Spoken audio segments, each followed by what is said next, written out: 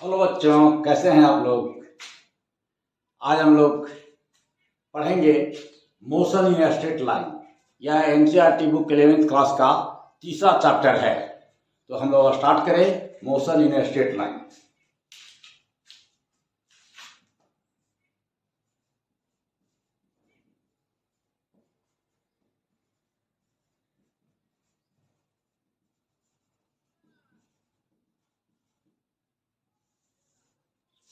ये मोशन है क्या? तो change in position with time motion कहते हैं। कोई ऑब्जेक्ट है, उसका पोजीशन चेंज कर रहा है समय के साथ, तो हम लोग कहेंगे वह मोशन में है। Change in position of an object with time के साथ अगर किसी चीज का पोजीशन चेंज कर रहा है तो हम लोग कहेंगे कि वह ऑब्जेक्ट मोशन में है। अब मोशन भी दो ढंग से हो सकते हैं। एक मोशन जो होगा ऐसे ऐसे होगा, कोई ऐसे ऐसे चल रहा है, देख रहे हैं, ट्रेन ट्रेन भाग रहा है, सांप चलता है ऐसे ऐसे ऐसे ऐसे, तो इसमें से रेंगते हुए चल रहा है। और एक है कोई सीधा चल रहा है, तो सीधा चल रहा है एक डायरेक्शन में, हम लोग कहते हैं इसको रेक्टिलिनियर मोशन। और मोशन इन वन डायमेंशन, एक तरफ चल रहा है तो मोशन इन वन डायमेंशन या रेक्टिलिनियर मोशन। Rectilinear motion. और ये जो है इसको कहते हैं जिग जैग मोशन, टेढ़ा मेढ़ा। तो ये हम लोग को नहीं पढ़ना है। हम लोग को फिजिक्स में इसी से मतलब है, रेक्टिलिनियर मोशन से। सीधा आपके याद, हम लोग आगे भी पढ़ेंगे रेक्टिलिनियर वर्ड के यूज करेंगे, ऑप्टिक्स में कहेंगे रेक्टिलिनियर प्रोपेगेशन ऑफ लाइट। तो हम लोग ये कहेंगे। अब चलिए, अब जो है हम लोग थोड़ा सा जाने कि और क्या हो सकता है मोशन। जब हम लोग कोई चीज होता है तो मोशन के लिए एक और दूसरा चीज बहुत महत्वपूर्ण होता है, फ्रेम ऑफ रेफरेंस। ऐसा हो सकता है कि एक आदमी हमारे लिए जो चीज गति में दिखाई पड़ रहा है उसके लिए वह चीज स्थिर दिखाई पड़े। आइए इस बात को एक एग्जाम्पल लेते हैं। जैसे हम यहां पर मान लीजिए खड़ा है, मैं खड़ा हूं और ट्रेन जा रही है, इस तरफ में जा रही है ट्रेन, यह है ट्रेन। हम देख रहे हैं कि ट्रेन जो है मूवमेंट में है। हम क्या देख रहे हैं? Train is moving. I see the moving train. ऐसा इसलिए है कि हमारा फ्रेम ऑफ विजन जो है वह अर्थ है और हम स्टैटिक है, स्थिर है, जबकि ट्रेन चल रही है तो ट्रेन दिखाई पड़ रहा है। अब दूसरे के लिए सोचिए कि दूसरा किसी के लिए क्या हो सकता है ये घटना। अब कोई आदमी ट्रेन में यहां बैठा हुआ है, एक आदमी है ट्रेन में बैठा हुआ है, अब क्या होगा? अब ट्रेन में बैठा हुआ आदमी को महसूस हुआ कि ट्रेन स्टैटिक है। यह आदमी के लिए ये फील स्टैटिक, यह फील करता है कि static, the train is static, feel the train is static. जबकि यह आदमी जो मैं हूं, यहां से हम देखेंगे तो कहेंगे कि ट्रेन इज मूविंग। लेकिन यह आदमी क्या कर रहा है? Train is static. और यह आदमी इसको देख के क्या कहेगा? इसको देख के है कि यह आदमी से पीछे की ओर भाग रहा है, मैं पीछे की ओर जा रहा हूं। ये कहे कि मैं स्थिर हूं और इसको कहे कि इधर की ओर भाग रहा है। तो ये मोशन में किसी भी चीज का फ्रेम ऑफ रेफरेंस क्या है, कहां से हम चीज को माप रहे हैं, किस फ्रेम ऑफ रेफरेंस से हम लोग देख रहे हैं। रेफरेंस मतलब जहां आप स्थिर है, जहां पर आप हैं, वह रेफरेंस आप क्या लिए हुए हैं। आप खुद स्थिर में हैं कि खुद मोशन में है। जैसे आप ट्रेन मोशन में है और स्थिर वाला देख रहा है तो उल्टा दिखाई पड़ रहा है। तो यहां पर जब हम लोग आगे बढ़ेंगे, एक सवाल है कि क्या जितने रेक्टिलिनियर जो होंगे, हम लोग का रेक्टिलिनियर मोशन है, तो क्या सभी वन डायमेंशनल होते हैं? तो हाँ, ये सभी वन डायमेंशन में होते हैं, या तो एक्स में जाएगा या वाई में जाएगा। ऐसा नहीं हो सकता है कि एक्स और वाई दोनों में वह जा रहा है। ठीक है, तो चलिए थोड़ा सा हम लोग और आगे बढ़ें। और जब हम आगे बढ़ते हैं तो आप लोग पढ़े होंगे 9th 10th में ही कि स्पीड और वेलोसिटी के बारे में पढ़े होंगे, और आप लोग ये भी जानते होंगे कि स्पीड जो है हमारा स्केलर क्वांटिटी है और वेलोसिटी वेक्टर क्वांटिटी है। आइए थोड़ा उस कंसेप्ट को हम लोग रिकॉल करें। एक्चुअली ये सब सारे जान रहे हैं हम लोग चीज को, तो हम लोग उसको एक बार रिकॉल करें कि स्पीड क्या है और वेलोसिटी क्या है। इसको हम लोग रिकॉल करके थोड़ा सा देखते हैं। उसके पहले बोर्ड साफ कर दूं मैं। देखिए यहां जो है स्पीड और वेलोसिटी दोनों जगह ऑब्जेक्ट का पोजीशन चेंज होगा। दोनों जगह ऑब्जेक्ट का पोजीशन चेंज होगा, चाहे स्पीड हम ले रहे हैं तो, चाहे वेलोसिटी ले रहे हैं तो ये हम इस तरफ स्पीड कह रहे हैं और इस तरफ में वेलोसिटी कह रहे हैं।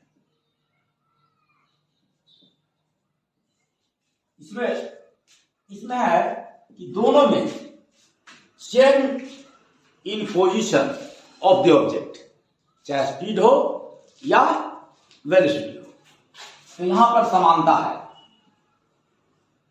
Change in position of an object, यहां पर जो होता है चेंज इन पोजीशन,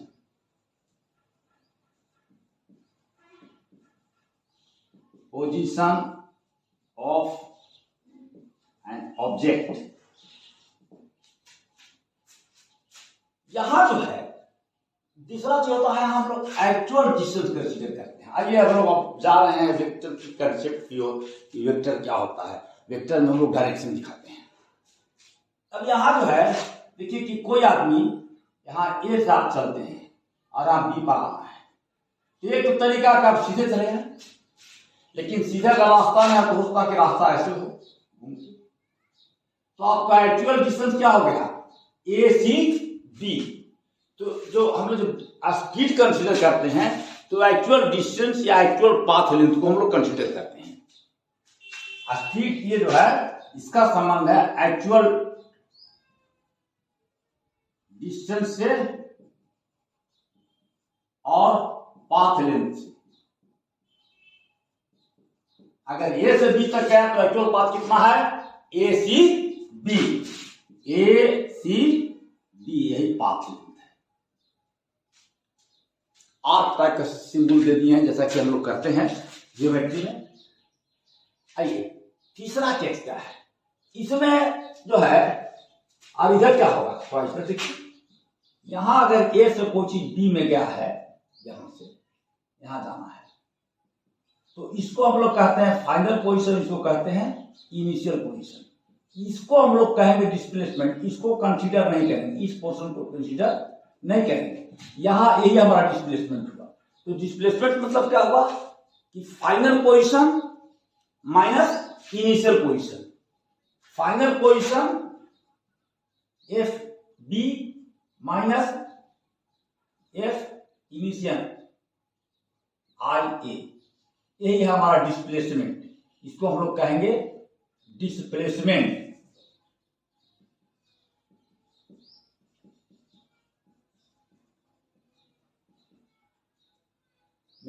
होगा F B final at B और इनिशियल एट ए। तो यह डिस्प्लेसमेंट जो है एक्चुअली जो शॉर्टेस्ट डिस्टेंस है, सबसे कम दूरी है बिटवीन ए एंड बी। तो आप इसको कह भी सकते हैं कि डिस्प्लेसमेंट हमारा शॉर्टेस्ट डिस्टेंस होता है। शॉर्टेस्ट डिस्टेंस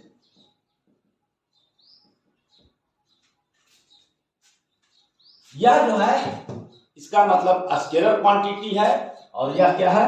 वेक्टर क्वांटिटी है। So this is scalar quantity, क्योंकि इस पर हम डायरेक्शन विचार नहीं करते हैं, हम डायरेक्शन देते हैं कि नहीं यहां से यहां जाना है, तो इसको कहेंगे ये वेक्टर क्वांटिटी है। वेक्टर क्वांटिटी क्या होता है?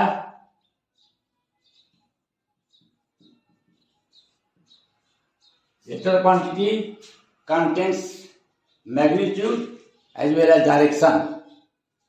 डायरेक्शन के साथ में मैग्नीट्यूड के साथ में डायरेक्शन भी रखता है। एक चौथा और सबसे बड़ी महत्वपूर्ण बात है दोनों का जो डिफरेंस स्पीड का है। एक चीज और आपको बता दें, जब हम लोग एक सीधी रेक्टेंगुलर लाइन पर बात करते हैं तो वहां स्पीड और वेलोसिटी दोनों समान रहते हैं। स्पीड और वेलोसिटी तब आता है जबकि डायरेक्शन चेंज करते रहता है, वहां पर वेलोसिटी हमारा काम करने लगता है। और डायरेक्शन चेंज नहीं कर रहा है और यूनिफॉर्म स्पीड से चल रहा है, यूनिफॉर्म वेलोसिटी चल रहा है, कुछ चल रहा है 40 किलोमीटर प्रति घंटा की रफ्तार से चल रहा है कार, तो आप कह सकते हैं उसका वेलोसिटी 40 किलोमीटर प्रति घंटा है, स्पीड 40 किलोमीटर प्रति घंटा है। If the car is moving in a straight line with uniform speed और वेलोसिटी, तो वहां पर दोनों सेम होंगे। एक तीसरा बड़ा इंटरेस्टिंग एग्जाम्पल देखते हैं, चौथा बल्कि कहिए।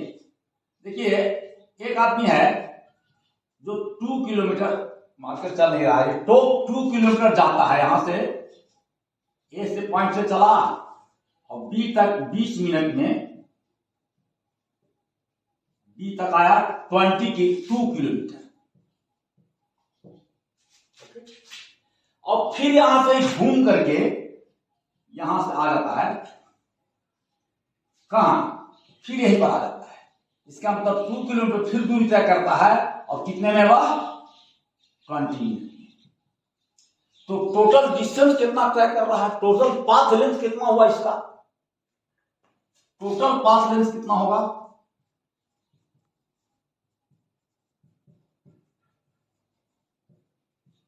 लेंथ, और टोटल टाइम कितना है,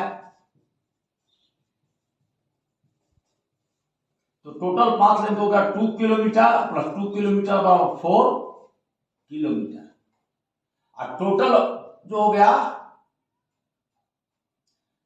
टाइम हो गया 20 मिनट प्लस 20 मिनट बराबर 40 मिनट। अब क्या है, क्या स्पीड होता है, speed is equal to total path length upon total time. So speed is total path length upon total time. तो स्पीड हम लोग कितना निकाल देंगे यहां, बोलिए, ये हमारा हो जाएगा 4 km अपॉन 40 मिनट को हम लोग 60 से डिवाइड कर दे तो ये हो गया आवर, और ये कट गया, ये बचा आपका 4 इंटू 6 अपॉन 4 कट गया, ये हो गया 6 किलोमीटर पर आवर। इसका स्पीड कितना हो गया, 6 किलोमीटर पर आवर। गया 2 किलोमीटर और 2 किलोमीटर लौट करके आ गया।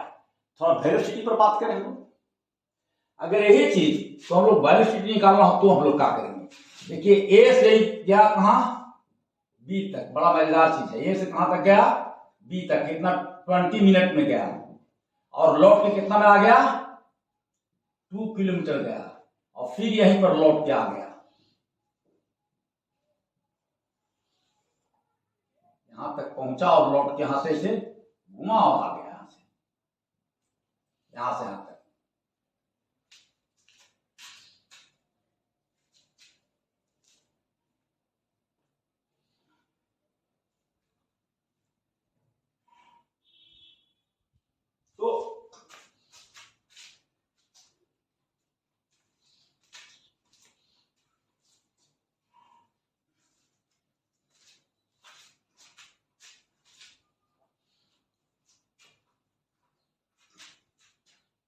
तो 20 मिनट में फिर 2 किलोमीटर वापस लौट के आ गया। तो यहां पर आप देखिए तो टोटल डिस्प्लेसमेंट कितना हो रहा है, तो डिस्प्लेसमेंट होता है कि फाइनल पोजीशन से इनिशियल पोजीशन को हम लोग घटाते हैं, तो यहां पर या इनिशियल पोजीशन से फाइनल पोजीशन घटाएंगे। डिस्प्लेसमेंट जो होगा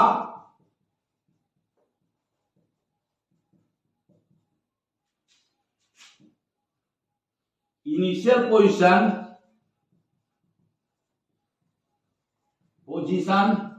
माइनस फाइनल पोजीशन, या यहां पर फाइनल कह दिए, कोई अंतर नहीं पड़ेगा, फाइनल पोजीशन देखिए इनिशियल पोजीशन तो हमारा ए पर था और फाइनल पोजीशन भी कहां हमारा है, ए पर ही लौट के आ रहा है। तो हम लोग क्या करेंगे, इनिशियल पोजीशन ए पर है और फाइनल पोजीशन बी पर नहीं बल्कि फाइनल पोजीशन फिर ए पर ही आ रहा है। तो क्या होगा, ये हो जाएगा 0। डिस्प्लेसमेंट कितना हो गया, 0 गया और लौट के आ गया। डिस्प्लेसमेंट लोग कहेंगे कि 0 यहां पर, और जब डिस्प्लेसमेंट 0 हो जाएगा तो वेलोसिटी क्या होना चाहिए, वह भी 0 हो जाएगा। अब जानते हैं कि वेलोसिटी इज डिस्प्लेसमेंट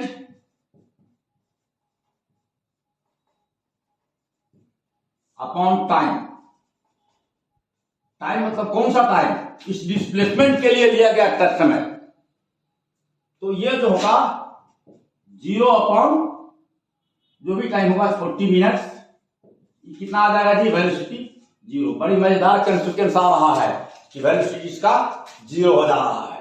तो इसका मतलब जो है वेलोसिटी 0 हो, तो इसमें तो बहुत गड़बड़ लग रहा है, थोड़ा सा आपको अजीब लग रहा होगा।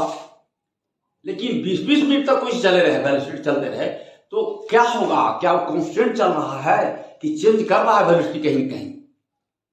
तो हम लोग बाद में बात कर रहे हैं, इस पर हम लोग बात करेंगे बाद में नेक्स्ट क्लास में, जब हम लोग इंस्टेंटेनियस वेलोसिटी, इंस्टेंटेनियस स्पीड के बारे में पढ़ेंगे तो बात करेंगे। तो अभी हम लोग थोड़ा सा आगे इसको मिटाते हैं और देखते हैं थोड़ा सा ग्राफ, ये क्या होता है, डिस्टेंस टाइम ग्राफ क्या होता है, वेलोसिटी टाइम ग्राफ क्या होता है, उस पर चर्चा करते हैं। इसको हम लोग मिटाते हैं। हम लोग आज अब करते हैं टाइम डिस्टेंस ग्राफ। कैसे इसको करेंगे, देखिए तो ग्राफ खींचने के लिए टाइम डिस्टेंस ग्राफ या डिस्टेंस टाइम ग्राफ कहिए इसको, हम लोग यही कहें distance time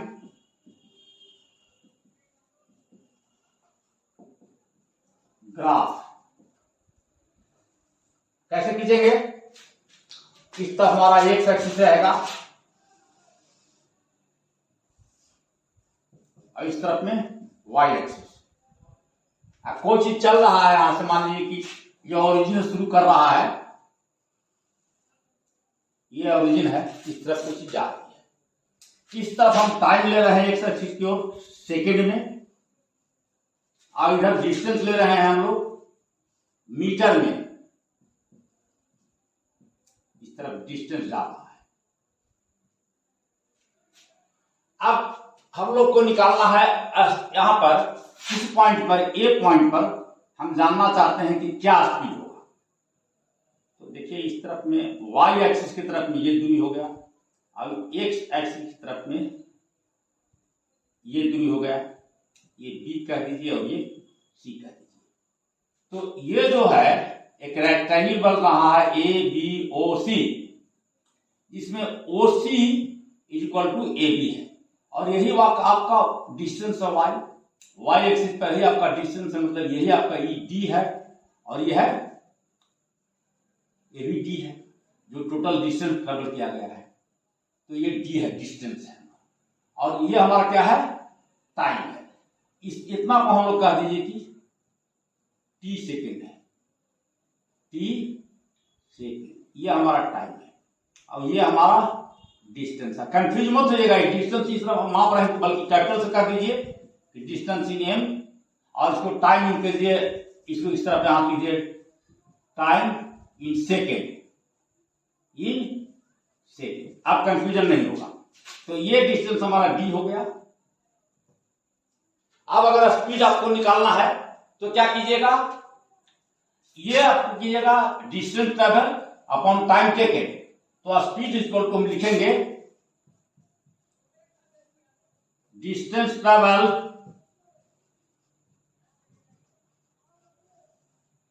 upon time taken.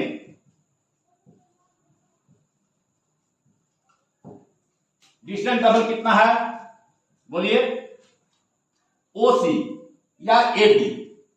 तो हम लोग ओसी पहले कहते हैं, ओसी, और टाइम टेकन कितना है, ओ बी। लेकिन ये और ये दोनों बराबर है, इसलिए हम लोग इसके ए बी ले लेंगे।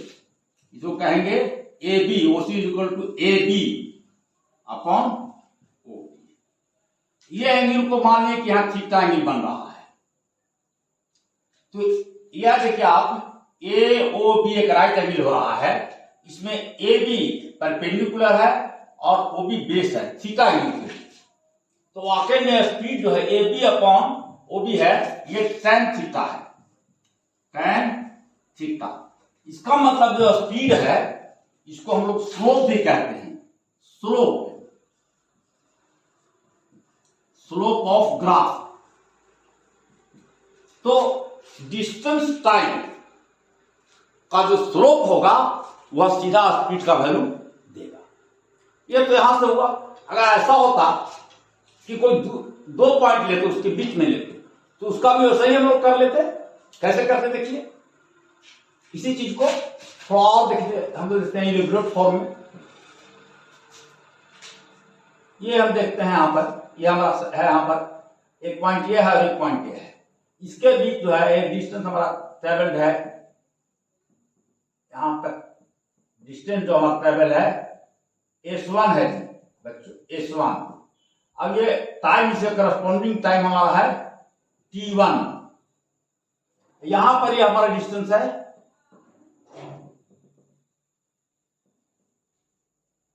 ये डिस्टेंस हमारा है,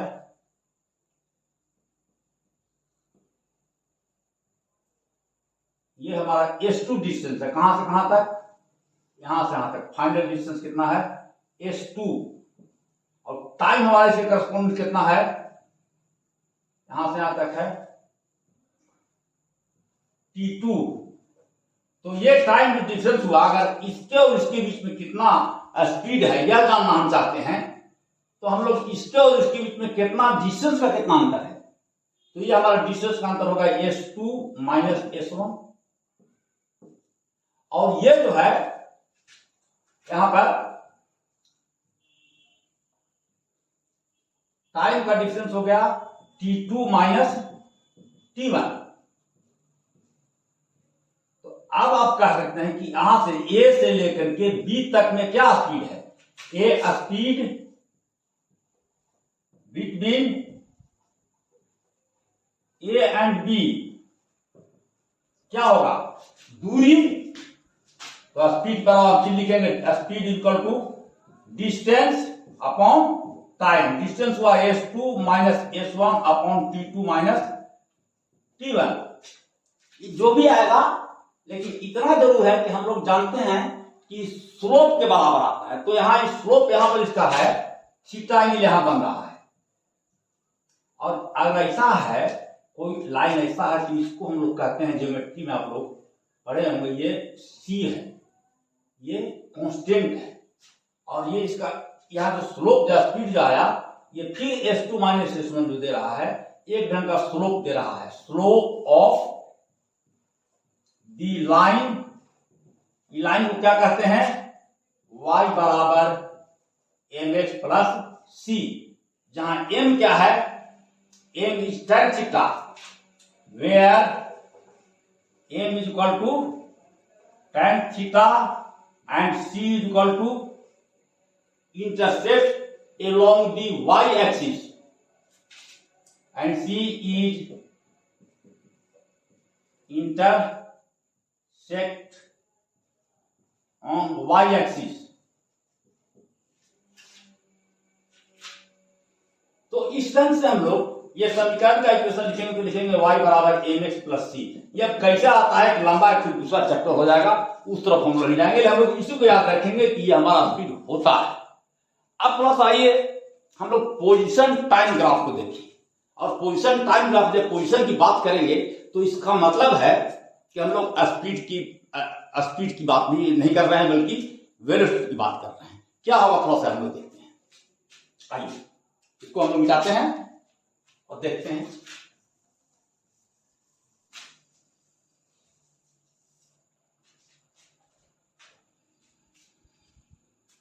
इसे एक प्रश्न है कि आप अपना घर से गए स्कूल और स्कूल से चले आए घर। थोड़ा सा आप देखिए, हम इसको अब पोजीशन टाइम ग्राफ क्या होगा। दूसरा हमारा है पोजीशन टाइम ग्राफ, इसको कहते हैं जीटी ग्राफ। देखिए तो इसको कैसे निकालेंगे। वो ओरिजिन हुआ हमारा एक्स एक्सिस हुआ, इधर वाई एक्सिस हुआ, और आप होम से यहां से शुरू कर रहे हैं, यही आपका होम है और यही आपका स्कूल है, तो यहां से आप ऐसे स्कूल तक गए। ये एंगल आपका θ1 बना।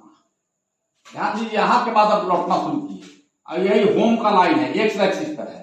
एक्स एक्सिस पर y इक्वल टू 0 होता है, मतलब कोई दूरी तय नहीं हो रही एक्स एक्सिस पर, और इस तरफ हमारा वाकई में दूरी है, डिस्टेंस है, या डिस्प्लेसमेंट कहिए, डिस्टेंस, और इस तरफ हमारा टाइम लिए हुए है, और यहां से घूम करके यहां पर चला है। वाकई में जो थीटा इधर जो बन रहा था, थोड़ा सा इसे बढ़ा देते हैं समझाने के लिए आपको, हैं ये थीटा बन रहा था, ये पॉजिटिव एंगल था। अब ये क्या हो गया कि घूम गया और यहां पर एक एंगल बन रहा है, ये जो एंगल बन रहा है, ये एंगल, ये इसको θ1 कह दीजिए, ये एंगल हमारा थीटा का बन रहा है। ठीक है, अब थीटा जो एंगल बन रहा है, इस तरफ मान लीजिए आप θ2 एंगल बन रहा है। क्यों हम मान लेंगे θ2 से? देखिए वाकई में होगा कि θ1 जो एंगल होगा उतना ही θ2 एंगल होगा। कैसे? जो आप दूरी यहां से तय कर रहे हैं स्कूल तक, ये आपका स्कूल यहां है, और सेम दूरी पर वहां से लौट रहे हैं उसी पाथ से अपने घर होम तक, तो इसका मतलब ये जो ट्रायंगल होगा OSH, ये आइसोसेलेस ट्रायंगल है।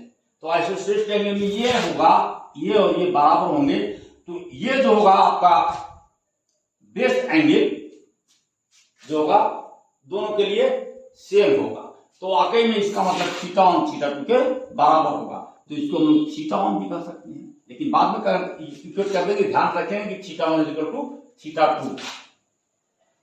क्यों? अभी बता दिए। अब आइए tan θ1 निकालिए। tan θ1 निकालने के लिए tan θ1 S2 minus S1 upon T2 minus T1 formula लगाते हैं। ठीक है, उसी ढंग से इस tan थीटा का वैल्यू ये जो है, ये इतना होगा, इतना बराबर थीटा वैल्यू लिख सकते हैं 180 डिग्री माइनस θ2। ये जो कोण है थीटा 180 डिग्री माइनस θ2, और यहां पर ये जो है, अभी थीटा का वैल्यू हम निकालेंगे tan थीटा, तो क्या होगा देखिए, तो tan theta equal to tan 180 degree minus θ2, this equal to minus tan θ2। यहाँ ये प्लस और ये है माइनस। अब हम जो है स्लोप करना किया है, हम स्लोप नहीं जोड़ नहीं सकते हैं स्लोप को, तो हम लोग θ2 का मान निकालेंगे, इसका भी मान निकालेंगे और इसका मान निकालेंगे। मान लीजिए कि आप स्कूल यहां से यहां तक गए 2 किलोमीटर और 20 सेकेंड में, लौटे भी अब 2 किलोमीटर और 20 सेकेंड में, तो जाते वक्त आपका जो स्पीड हो गया क्या होगा, से थोड़ा निकालिए हम, स्पीड में स्लोप, यही कितना हो जाएगा बोलिए, 2 किलोमीटर माइनस 0, और समय कितना हो जाएगा, समय होगा 20 मिनट माइनस 0, ये होगा 1/10 किलोमीटर पर मिनट। ठीक है, उसी ढंग से इसका स्लोप निकालिए, tan θ2 की निकालिए, तो ये क्या हो जाएगा, ये हो जाएगा tan θ2 हो जाएगा S2 minus S1 upon T2 minus T1 with minus sign. तो ये जो आएगा, ये फिर आ जाएगा आपका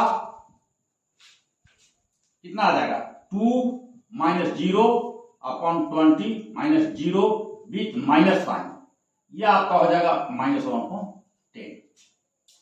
अब जो है दोनों स्पीड को हम लोग जोड़, ये दोनों स्पीड को हम लोग जोड़ देंगे तो क्या होगा, जर्नी में हम लोग वेलोसिटी निकालने के लिए complete velocity added, slope can not be added, so velocity for the complete journey will be velocity for complete journey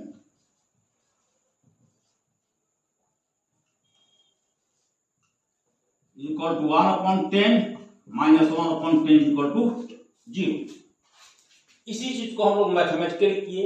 इसके पहले भी हम लोग इस चीज को निकाले थे कि अगर कहीं जाते हैं और फिर वहीं पर लौट के चले आते हैं तो डिस्प्लेसमेंट हमारा 0 हो जाता है और उसकी कहा जाता है कि वेलोसिटी 0 होगा। चलिए एक और हम लोग थोड़ा ग्राफ के बारे में चर्चा करते हैं, लेकिन उसके पहले तो आइए कुछ हम लोग ग्राफ खींचते हैं। पहला ग्राफ कैसे देखते खींचते हैं, interpretation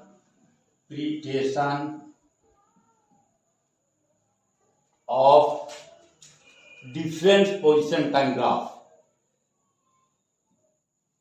different position time graph.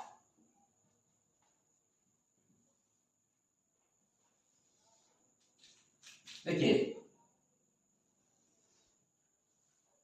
इस तरफ हमारा एक एक्सिस है, इस तरफ हम लोग टाइम लेते हैं, इस तरफ हमारा वाई एक्सिस है, इस तरफ हम लोग डिस्टेंस लेते हैं।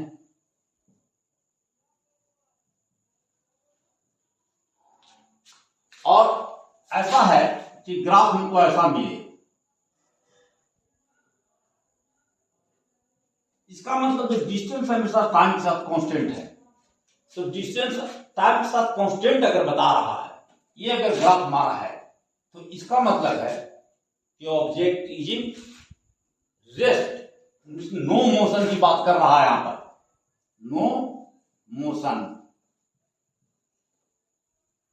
Object is in rest. Second है कि हम लोग ऐसा करें, यहां पर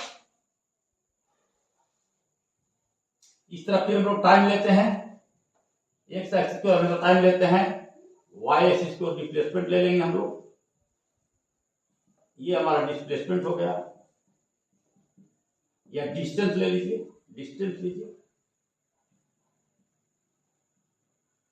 और ये ग्राफ हमारा यहां से गुजर रहा है ओरिजिन से, यही ग्राफ हमको मिलता है। डॉटेड लाइन से दिखा देते हैं ग्राफ को समझने के लिए।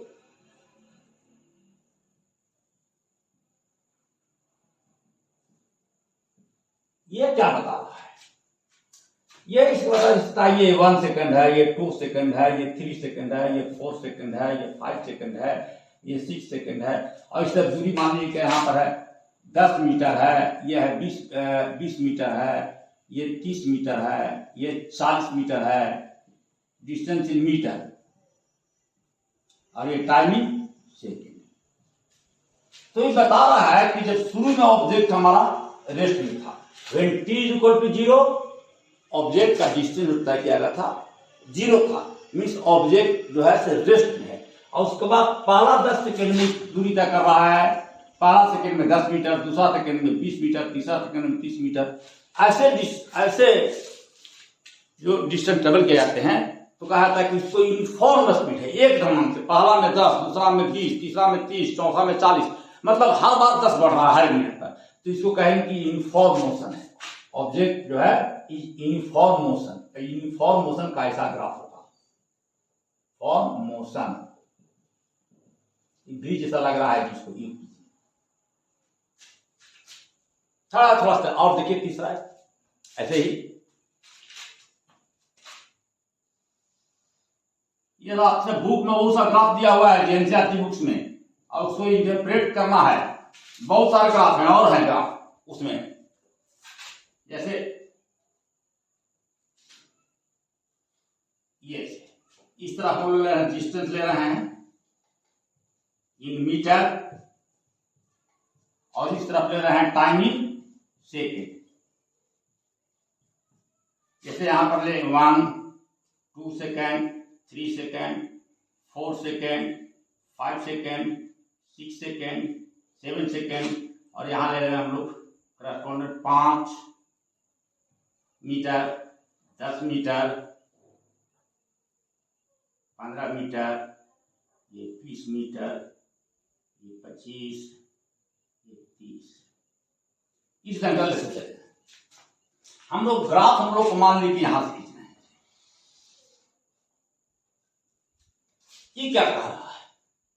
ये कहानी कह रहा है कि पहला सेकंड में ऑब्जेक्ट था एकदम स्थिर था, दूसरा सेकंड में ऑब्जेक्ट भी स्थिर था, दूसरा सेकंड बाद चलना शुरू किया गया और तीसरा सेकंड तक उसने 5 मीटर दूरी किया, अगले फिर सेकंड में 10 मीटर दूरी हो गया, मैंने 5 मीटर बढ़ गया, अगले में फिर 5 मीटर और बढ़ा 15 हो गया। तो इस ढंग से जो हो रहा है ग्राफ, इसको कहते हैं हम लोग, ऐसा ग्राफ को कहेंगे कि यहां तक स्टार्टिंग में हमारा है object is in rest, in starting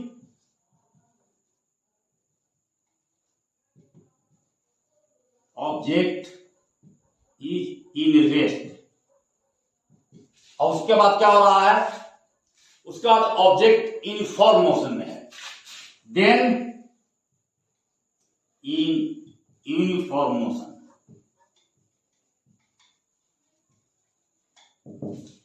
तब उसके बाद ये यूनिफॉर्म मोशन है। एक और देखिए जिसमें यूनिफॉर्म मोशन भी रहेगा, रेस्ट भी रहेगा और नॉन यूनिफॉर्म भी रहेगा, तीनों रहेगा। देखिए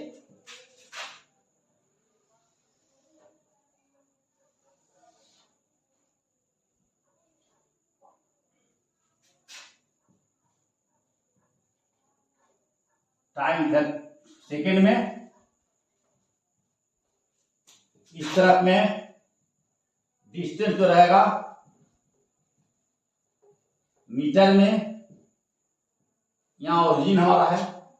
देखिए यहां से यहां तक ऐसे चल रहा है, ये यूनिफॉर्म मोशन है, और उसके बाद ये इस ढंग से दबते हुए थोड़ा सा ऐसे चल रहा है, इस ढंग से, ठीक है। और इसके बाद यहां के बाद ये एकदम स्ट्रेट हो गया है,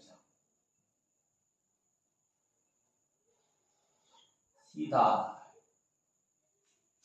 ये जो ग्राफ है क्या कह रहा है, देखिए यहां O से A तक जो है हमारा, ये हमारा यूनिफॉर्म है, चाहे इसके जो भी टाइम है, जो टाइम में 1 सेकंड है, यहाँ पर मान लीजिए 2 सेकंड है, इधर हम लोग 5 मीटर है, इधर फिर 10 मीटर है,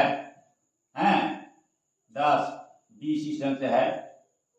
तो यहां से यहां तक, इधर फिर कर दीजिए 3, फिर 4, फिर 5, फिर 6, सब सेकंड में है, और इधर 10 है, थोड़ा सा और 20 ऊपर जा, यहां पर आएगा 15, यहां पर 20, उसके बाद यहां पर आ जाएगा 30, यहां पर 25 रहेगा, इस ढंग से। तो O से A तक, O से A तक क्या है, यूनिफॉर्म मोशन में है, यूनिफॉर्म मोशन में। उसके बाद A से लेकर के यहां B तक, इस पॉइंट तक दूरी करेंगे तो करीब 10 से लेकर के 20 तक। O से B तक जो हमारा ग्राफ है, ये क्या बता रहा है, non uniform motion, non uniform motion. और B से फिर C तक, इधर जो है B से C तक माने BC, ये बता रहा है कि ऑब्जेक्ट इज इन रेस्ट। अब जो है ऑब्जेक्ट है से रेस्ट में हो गया है, अब डिस्टेंस टाइम के साथ नहीं बढ़ रहा है। तो B से C तक जो है ऑब्जेक्ट नो मोशन कर दीजिए, नो मोशन, मोशन है ये नहीं, object is in rest, object is in rest. ठीक बच्चों, तो इसी ढंग से हम लोग और बहुत सारे ग्राफ को इंटरप्रेट करते हैं और देखते हैं। बहुत सारा ग्राफ दिया हुआ है आपको, जैसे देखिए कि कहीं आप ऐसा ग्राफ देख लें, इस नेचर का ग्राफ देखें, थोड़ा हम चर्चा करते हैं। नेचर का ग्राफ देखें, कहीं ऐसा ग्राफ है, ऐसा है तो ये यूनिफॉर्म मोशन बता रहा है, यूनिफॉर्म। इधर डी है, वाई की तरफ और इधर है एक्स की तरफ, ये टाइम है। अगर ऐसा है एक्स वाई ऐसा दिखा रहा है या ऐसा ग्राफ दिखा रहा है तो ये नॉन यूनिफॉर्म बता रहा है, चाहे किसी भी क्वाड्रेंट में हो, नॉन यूनिफॉर्म। किसी ऐसा हो या ऐसा हो, मतलब इस ढंग का हो या इस ढंग का हो, किसी भी क्वाड्रेंट में, तीसरा क्वाड्रेंट में हो, पहला क्वाड्रेंट में हो, दूसरा में हो, तो ये नॉन यूनिफॉर्म मोशन को ही दिखा रहा है। जो कर्व ग्राफ है सो यूनिफॉर्म नहीं है। तो ठीक है बच्चों, अब हम लोग नेक्स्ट लेक्चर में पढ़ेंगे एवरेज स्पीड और इंस्टेंटेनियस स्पीड। जब इंस्टेंटेनियस स्पीड की बात करेंगे तो एक्चुअली हम लोग वेलोसिटी की ओर बढ़ जाएंगे और उसके बाद थोड़ा सा एक्सीलरेशन की भी चर्चा करेंगे फिर, और एक्सीलरेशन को ग्राफ पर हम लोग कैसे देखते हैं इसकी चर्चा करेंगे। वास्तव में आप लोग एक्सीलरेशन, वेलोसिटी, स्पीड 9th और 10th में सब पढ़ लिए हैं, लेकिन हम लोग को उसको ग्राफ के रूप में देखना है कि कैसे देख सकते हैं ताकि और ज्यादा स्पष्ट दिखाई पड़े, हमें और ज्यादा बेटर कंसेप्ट उसका बने। बस इसका उद्देश्य यही है। थैंक यू बच्चों, चलिए मिलते हैं नेक्स्ट क्लास में।